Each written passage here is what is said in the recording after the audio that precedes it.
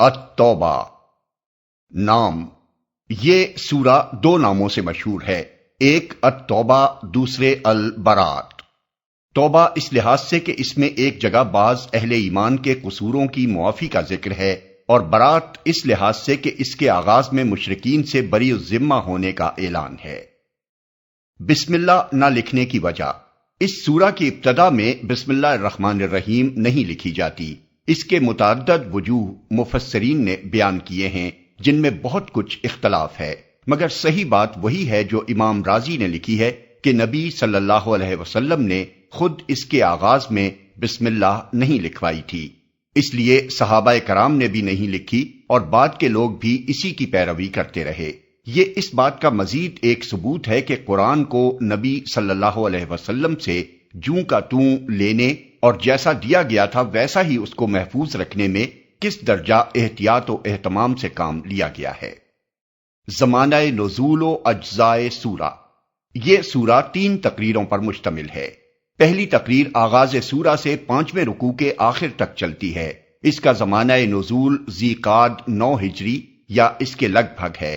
نبی صلی اللہ علیہ وسلم اس سال حضرت ابو بکر کو امیر الحاج مقرر کر کے مکہ روانہ کر چکے تھے کہ یہ تقریر نازل ہوئی، اور حضور نے فوراً سیدنا علی رضی اللہ عنہ کو ان کے پیچھے بھیجا تاکہ حج کے موقع پر تمام عرب کے نمائندہ اجتماع میں اسے سنائیں اور اس کے مطابق جو طرز عمل تجویز کیا گیا تھا اس کا اعلان کر دیں۔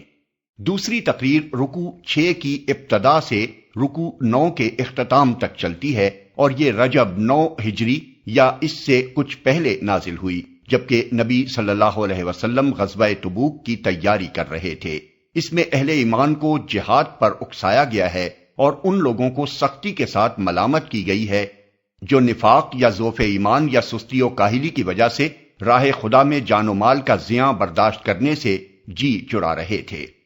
تیسری تقریر رکوع 10 سے شروع ہو کر سورہ کے 7 ختم ہوتی ہے، اور یہ غزوہ تبوک سے واپسی پر نازل ہوئی۔ اس میں متعدد ٹکڑے ایسے بھی ہیں جو انہی ایام میں مختلف مواقع پر اترے، اور بعد میں نبی صلی اللہ علیہ وسلم نے اشارہ الہی سے ان سب کو یکجا کر کے ایک سلسلہ تقریر میں منسلک کر دیا، مگر چونکہ وہ ایک ہی مضمون اور ایک ہی سلسلہ واقعات سے متعلق ہیں، اس لیے ربط تقریر میں کہیں خلل نہیں پایا جاتا۔ اس میں منافقین کی حرکات پر تنبیہ، غزوہ تبوک سے پیچھے رہ جانے والوں پر زجر و توبیخ، اور ان صادق الایمان لوگوں پر ملامت کے ساتھ معافی کا اعلان ہے جو اپنے ایمان میں سچے تو تھے مگر جہاد فی سبیل اللہ میں حصہ لینے سے باز رہے تھے۔ نزول ترتیب کے لحاظ سے پہلی تقریر سب سے آخر میں آنی چاہیے تھی، لیکن مضمون کی اہمیت کے لحاظ سے وہی سب سے مقدم تھی، اس لیے مصحف کی ترتیب میں نبی صلی اللہ علیہ وسلم نے اس کو پہلے رکھا اور بقیہ دونوں تقریروں کو مؤخر کر دیا۔ تاریخی پس منظر۔ زمانہ نزول کی تعیین کے بعد ہمیں اس سورہ کے تاریخی پس منظر پر ایک نگاہ ڈال لینی چاہیے۔ جس سلسلہ واقعات سے اس کے مضامین کا تعلق ہے اس کی ابتدا صلح حدیبیہ سے ہوتی ہے۔ حدیبیہ تک 6 سال کی مسلسل جد و جہد کا نتیجہ اس شکل میں رونما ہو چکا تھا کہ عرب کے تقریباً 1/3 حصے میں اسلام ایک منظم سوسائٹی کا دین، ایک مکمل تہذیب و تمدن اور ایک کامل با اختیار ریاست بن گیا تھا۔ حدیبیہ کی صلح جب واقع ہوئی تو اس دین کو یہ موقع بھی حاصل ہو گیا کہ اپنے اثرات نسبتاً زیادہ امن و اطمینان کے ماحول میں ہر 4 طرف پھیلا سکے۔ اس کے بعد واقعات کی رفتار نے 2 بڑے راستے اختیار کیے جو آگے چل کر نہایت اہم نتائج پر منتہی ہوئے۔ ان میں سے ایک کا تعلق عرب سے تھا اور دوسرے کا سلطنت روم سے۔ عرب کی تسخیر۔ عرب میں حدیبیہ کے بعد دعوت و تبلیغ اور استحکام قوت کی جو تدبیریں اختیار کی گئیں، ان کی بدولت 2 سال کے اندر ہی اسلام کا دائرہ اثر اتنا پھیل گیا اور اس کی طاقت اتنی زبردست ہو گئی کہ پرانی جاہلیت اس کے مقابلے میں بے بس ہو کر رہ گئی۔ آخر کار جب قریش کے زیادہ پرجوش عناصر نے بازی ہرتی دیکھی تو انہیں یارائے ضبط نہ رہا اور انہوں نے حدیبیہ کے معاہدے کو توڑ ڈالا۔ وہ اس بندش سے آزاد ہو کر اسلام سے ایک آخری فیصلہ کن مقابلہ کرنا چاہتے تھے، لیکن نبی صلی اللہ علیہ وسلم نے ان کی اس عہد شکنی کے بعد ان کو سنبھلنے کا کوئی موقع نہ دیا اور اچانک مکے پر حملہ کر کے رمضان 8 ہجری میں اسے فتح کر لیا۔ اس کے بعد قدیم جاہلی نظام نے آخری حرکت مذبوحی حنین کے میدان میں کی، جہاں حوازن، ثقیف، نضر، جشم اور بعض دوسرے جاہلیت پرست قبائل نے اپنی ساری طاقت لا کر جھونک دی تاکہ اس اصلاحی انقلاب کو روکیں جو فتح مکہ کے بعد تکمیل کے مرحلے میں پہنچ چکا تھا۔ لیکن یہ حرکت بھی ناکام ہوئی اور حنین کی شکست کے ساتھ عرب کی قسمت کا قطعی فیصلہ ہو گیا کہ اسے اب دارالاسلام بن کر رہنا ہے۔ اس واقعے پر پورا 1 سال بھی نہ گزرنے پایا کہ عرب کا بیشتر حصہ اسلام کے دائرے میں داخل ہو گیا اور نظام جاہلیت کے صرف چند پراگندہ عناصر ملک کے مختلف گوشوں میں باقی رہ گئے۔ اس نتیجے کے حد کمال تک پہنچنے میں ان واقعات سے اور زیادہ مدد ملی جو شمال میں سلطنت روم کی سرحد پر اسی زمانے میں پیش آ رہے تھے۔ وہاں جس جرأت کے ساتھ نبی صلی اللہ علیہ وسلم 30,000 کا زبردست لشکر لے کر گئے اور رومیوں نے آپ کے مقابلے پر آنے سے پہلو تہی کر کے جو کمزوری دکھائی، اس نے تمام عرب پر آپ کی اور آپ کے دین کی دھاک بٹھا دی، اور اس کا ثمرہ اس صورت میں ظاہر ہوا کہ تبوک سے واپس آتے ہی حضور کے پاس عرب کے گوشے گوشے سے وفد پر وفد آنے شروع ہو گئے اور وہ اسلام و اطاعت کا اقرار کرنے لگے۔ محدثین نے اس موقع پر جن قبائل اور امراء و ملوک کے وفود کا ذکر کیا ہے، ان کی مجموعی تعداد 70 تک پہنچتی ہے، جو عرب کے شمال، جنوب، مشرق، مغرب ہر علاقے سے آئے تھے۔ چنانچہ اسی کیفیت کو قرآن میں بیان کیا گیا ہے کہ جب اللہ کی مدد آ گئی اور فتح نصیب ہوئی اور تو نے دیکھ لیا کہ لوگ فوج در فوج اسلام میں داخل ہو رہے ہیں۔ غزوہ تبوک۔ رومی سلطنت کے ساتھ کشمکش کی ابتدا فتح مکہ سے پہلے ہی ہو چکی تھی۔ نبی صلی اللہ علیہ وسلم نے حدیبیہ کے بعد اسلام کی دعوت پھیلانے کے لیے جو وفود عرب کے مختلف حصوں میں بھیجے تھے، ان میں سے ایک شمال کی طرف سرحد شام سے متصل قبائل میں بھی گیا تھا۔ یہ لوگ زیادہ تر عیسائی تھے اور رومی سلطنت کے زیر اثر تھے۔ ان لوگوں نے ذات الطلحہ یا ذات اطلحہ کے مقام پر اس وفد کے 15 آدمیوں کو قتل کر دیا اور صرف رئیس وفد کعب بن عمیر غفاری بچ کر واپس آئے۔ اسی زمانے میں حضور نے بصرہ کے رئیس شرجیل بن عمرو کے نام بھی دعوت اسلام کا پیغام بھیجا تھا، مگر اس نے آپ کے ایلچی حارث بن عمیر کو قتل کر دیا۔ یہ رئیس بھی عیسائی تھا اور براہ راست قیصر روم کے احکام کا تابع تھا۔ ان وجوہ سے نبی صلی اللہ علیہ وسلم نے جمادی الاولیٰ 8 ہجری میں 3,000 مجاہدین کی ایک فوج سرحد شام کی طرف بھیجی تاکہ آئندہ کے لیے یہ علاقہ مسلمانوں کے لیے پرامن ہو جائے اور یہاں کے لوگ مسلمانوں کو بے زور سمجھ کر ان پر زیادتی کرنے کی جرأت نہ کریں۔ یہ فوج جب معان کے قریب پہنچی تو معلوم ہوا کہ شرجیل بن عمرو 1 لاکھ کا لشکر لے کر مقابلے پر آ رہا ہے۔ خود قیصر روم ہمس کے مقام پر موجود ہے اور اس نے اپنے بھائی تھیوڈور کی قیادت میں 1 لاکھ کی مزید فوج روانہ کی ہے۔ لیکن ان خوفناک اطلاعات کے باوجود 30,000 سرفروشوں کا یہ مختصر دستہ آگے بڑھتا چلا گیا اور موتا کے مقام پر شرجیل کی 1 لاکھ فوج سے جا ٹکرایا۔ اس تحور کا نتیجہ یہ ہونا چاہیے تھا کہ مجاہدین اسلام بالکل پس جاتے، لیکن سارا عرب اور تمام شرق اوسط یہ دیکھ کر ششدر رہ گیا کہ 1 اور 33 کے اس مقابلے میں بھی کفار مسلمانوں پر غالب نہ آ سکے۔ یہی چیز تھی جس نے شام اور اس سے متصل رہنے والے نیم آزاد عربی قبائل کو، بلکہ عراق کے قریب رہنے والے نجدی قبائل کو بھی جو کسریٰ کے زیر اثر تھے، اسلام کی طرف متوجہ کر دیا اور وہ ہزاروں کی تعداد میں مسلمان ہو گئے۔ بنی سلیم جن کے سردار عباس بن مرداس سلمی تھے، اور اشجع اور غطفان اور زبیان اور فزارہ کے لوگ اسی زمانے میں داخل اسلام ہوئے، اور اسی زمانے میں سلطنت روم کی عربی فوجوں کا ایک کمانڈر فردہ بن عمرو الجزامی مسلمان ہوا، جس نے اپنے ایمان کا ایسا زبردست ثبوت دیا کہ گرد و پیش کے سارے علاقے اسے دیکھ کر دنگ رہ گئے۔ قیصر کو جب فردہ کے قبول اسلام کی اطلاع ملی تو اس نے انہیں گرفتار کرا کے اپنے دربار میں بلوایا اور ان سے کہا کہ 2 چیزوں میں سے ایک کو منتخب کر لو، یا ترک اسلام جس کے نتیجے میں تم کو نہ صرف رہا کیا جائے گا بلکہ تمہیں اپنے عہدے پر بھی بحال کر دیا جائے گا، یا اسلام جس کے نتیجے میں تمہیں سزائے موت دی جائے گی۔ انہوں نے ٹھنڈے دل سے اسلام کو چن لیا اور راہ حق میں جان دے دی۔ یہی واقعات تھے جنہوں نے قیصر کو اس خطرے کی حقیقی اہمیت محسوس کرائی جو عرب سے اٹھ کر اس کی سلطنت کی طرف بڑھ رہا تھا۔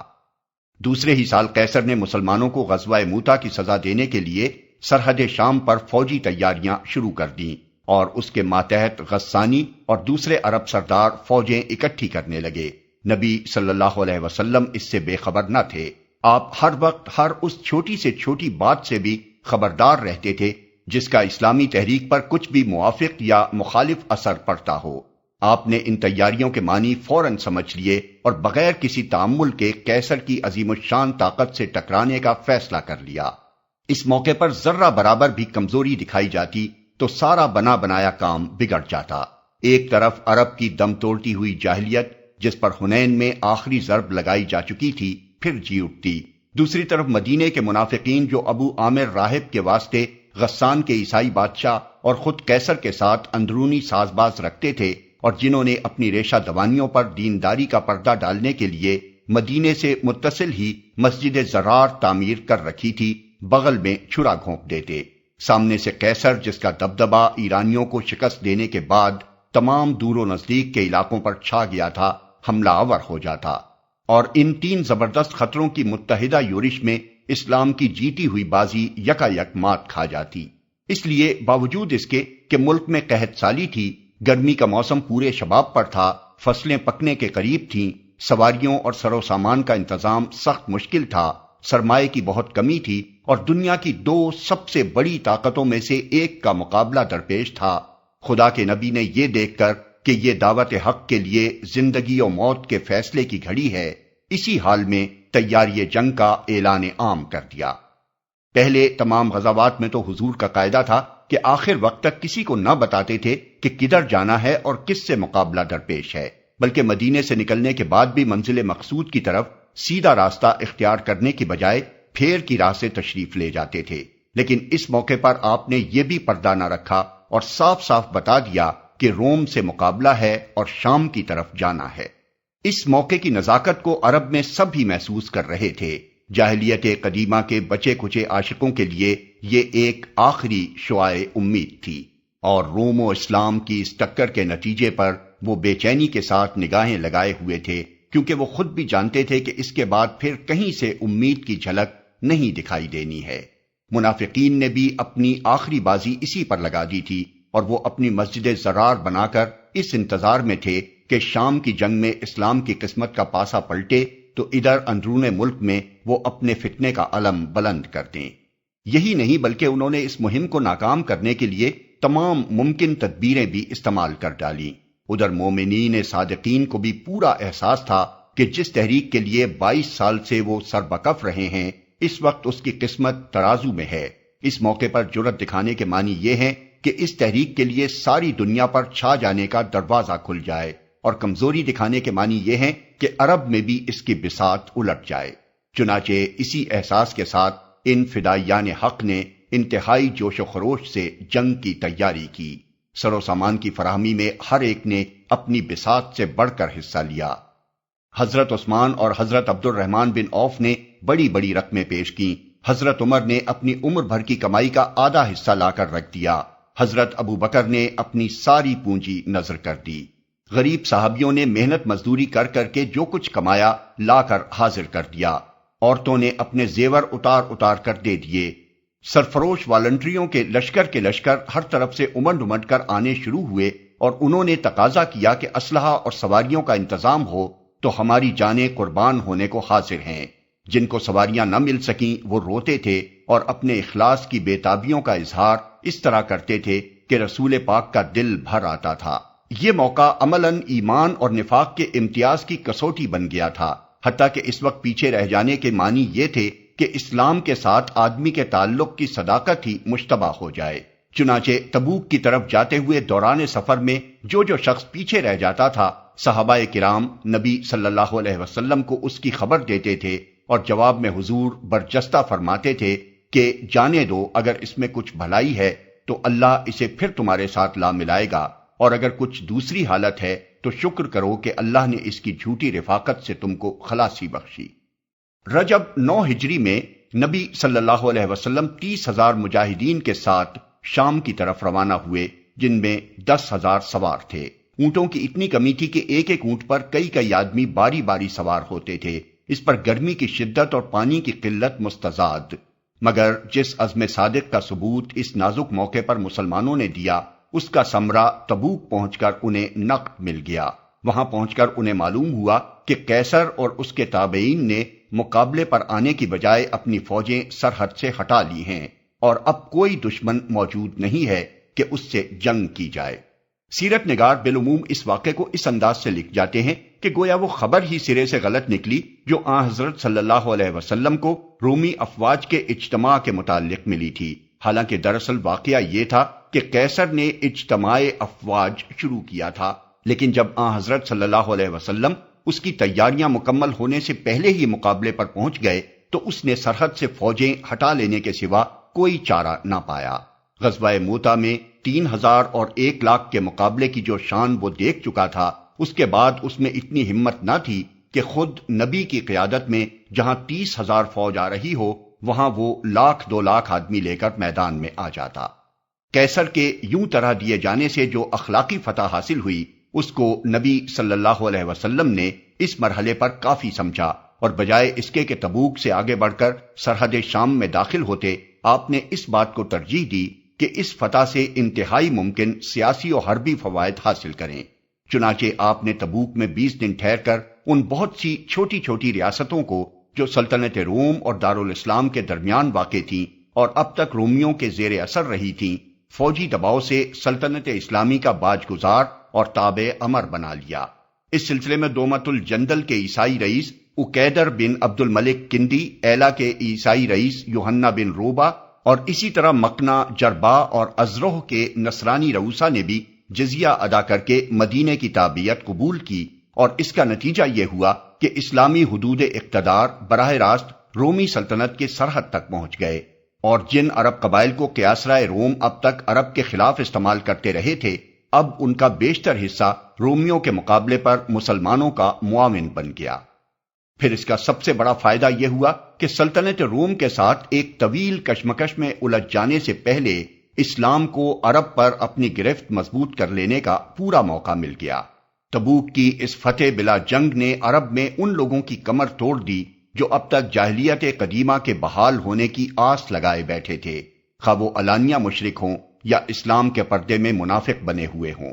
اس آخری مایوسی نے ان میں سے اکثر و بیشتر کے لیے اس کے سوا کوئی چارہ نہ رہنے دیا کہ اسلام کے دامن میں پناہ لیں، اور اگر خود نعمت ایمانی سے بہرہور نہ بھی ہوں تو کم از کم ان کی آئندہ نسلیں بالکل اسلام میں جذب ہو جائیں۔ اس کے بعد جو ایک برائے نام اقلیت شرک و جاہلیت میں ثابت قدم رہ گئی تھی، وہ اتنی بے بس ہو گئی تھی کہ اس اصلاحی انقلاب کی تکمیل میں کچھ بھی مانے نہ ہو سکتی تھی جس کے لیے اللہ نے اپنے رسول کو بھیجا تھا۔